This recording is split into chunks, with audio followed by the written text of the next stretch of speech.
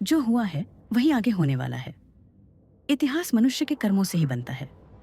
वंश तभी चलता है जब उसमें उत्तराधिकारी जन्म ले। सत्यवती का विवाह और पुत्र सत्यवती हस्तिनापुर की महारानी बनती है। शांतनु खुश होकर, हे सत्यवती, आज से तुम हस्तिनापुर की रानी हो। सत्यवती को 2 पुत्र होते हैं, चित्रांगद और विचित्रवीर। समय के साथ राजा शांतनु का निधन हो जाता है।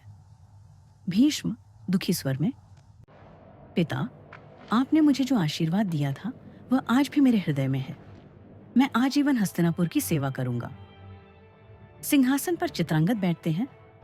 वे एक महान योद्धा होते हैं, परंतु एक युद्ध में गंधर्व से युद्ध करते हुए मारे जाते हैं। समय इस प्रकार शांतनु के ज्येष्ठ पुत्र चित्रांगद अल्पायु में ही स्वर्ग सिधार गए। अब विचित्र वीर्य राजा बनते हैं। भीष्म उनके लिए काशी नगरी से 3 राजकुमारियों का स्वयंवर से अपहरण कर लाते हैं, अंबा, अंबिका और अंबालिका। भीष्म धनुष उठाकर, काशी के राजा, मैं गंगा पुत्र भीष्म हूँ। यह कन्याएं मेरे भाई विचित्रवीर्य के लिए है। कोई वीर है तो रोके मुझे। हस्तिनापुर पहुंचने पर अंबा कहती है, अंबा, मैं काशी के राजा शाल्व से प्रेम करती हूँ।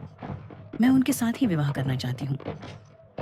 भीष्म गंभीर स्वर में, यदि ऐसा है तो तुम स्वतंत्र हो। जाओ, शाल्व के पास चली जाओ। लेकिन शाल्व अंबा को स्वीकार नहीं करते।